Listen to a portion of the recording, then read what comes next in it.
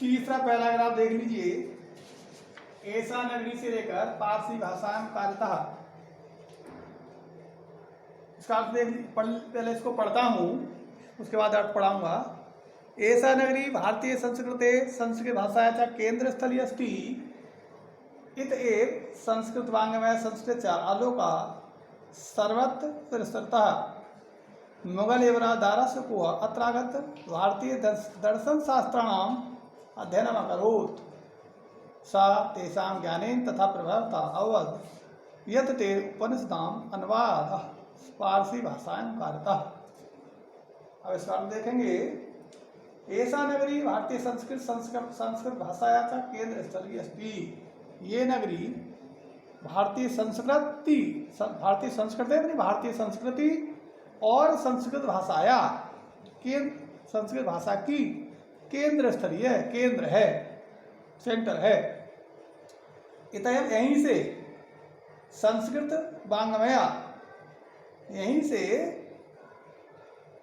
संस्कृत वाङ्मय, संस्कृत साहित्य और संस्कृतचा और संस्कृति का आलोका माने प्रकाश सर्वत्र मानी सब जगह, प्रसुता मानी फैला, यानी यहीं से संस्कृत साहित्य का और संस्कृति का प्रकाश सब जगह फैला। मुगल युवराज दाराशुको, यानी जो मुगल थे उनका जो युवराज था दाराशुको, उसने यहाँ आकर भारतीय दर्शन शास्त्रों का अध्ययन किया। सात तेषाम ज्ञाने तथा प्रवर्ता, वह उनके ज्ञान से, किनके, उपनिषदों के ज्ञान से इतना प्रभावित हुआ, यत्मानी की तेन मानी उसने उपनिषदों का अनुवाद फारसी भाषा में कराया। यानी जो मुगल दाराशुको था उसने यहाँ आकर भारतीय दर्शन शास्त्रों का अध्ययन किया था, और अध्ययन करके वो इतना प्रभावित हुआ कि उसने हमारे जो दर्शन शास्त्र, हमारे जो ग्रंथ थे वो संस्कृत भाषा में लिखे हुए थे, उन्होंने अनुवाद किसमें करा दिया, फारसी में करा दिया। तो फारसी पढ़ने वाले भी उसके ज्ञान को प्राप्त करने लगे। ये पहला पैराग्राफ था।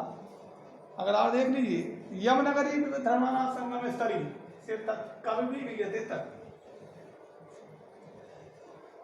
यमनगरी विविध धर्म संगम स्थली महात्मा बुद्धा तीर्थंकर पार्श्वनाथ शंकराचार्य कबीरा गोस्वामी तुलसीदासा अन्य च बहवा महात्मना अत्रागत स्वीयान विचारान प्रसारयन् न केवलं दर्शने साहित्य धर्मे अपितु कला क्षेत्रे अपि यमनगरी विविधानां कलानां शिल्पाचां कृते लोके विस्तृतः अत्रत्या कौशे शाटिकां देशे देशे सर्वत्र स्फुर्यन्ते अत्रत्या प्रस्तरमूर्त्या प्रतिष्ठा यम निजां प्राचीन परंपरा इदानीं परिपालयति तथैव गीयते कवि।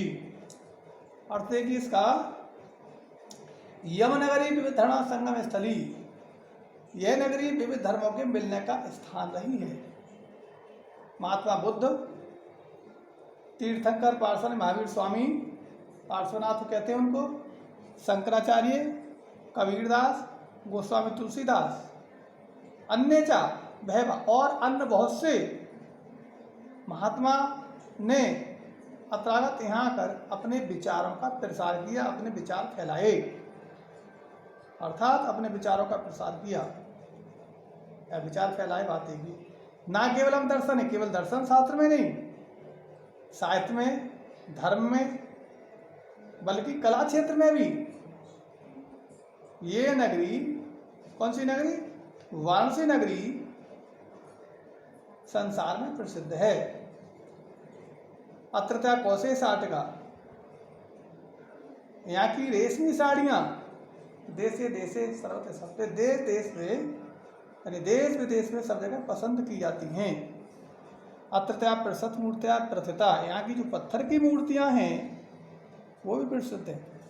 यम निजम प्राचीन परंपरा विधान परिपालयन्ति, ये अपनी प्राचीन परंपरा का इसमें भी पालन कर रही है। तथे मानी वैसे ही कवियों ने गाया भी है। क्या गाया है कि मरणम मंगलम यत्र विभूषणम कौपीनम यत्र कौशियम सा काशी की नियते।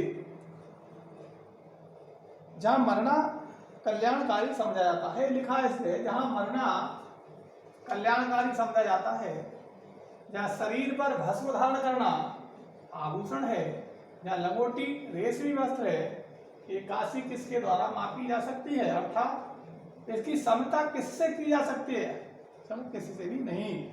कि मरणम मंगलम यत्र विभूषणम कोपी न यत्र कौशे हमसा काशी की नियते। इस तरह से इस पाठ का, पूरे पाठ का हिंदी अनुवाद हो गया। अब हिंदी अनुवाद के बाद हम अब आपको संस्कृत के प्रश्न उत्तर लिखवाएंगे। जो चित्रा प्रकाशन की पुस्तक है, उस पुस्तक में जितने जो भी प्रश्न है, उन प्रश्नों के उत्तर हम अगले दिन कल आपको लिखवाएंगे। प्रश्न आप पुस्तक से लिखेंगे, उत्तर हम लिखेंगे।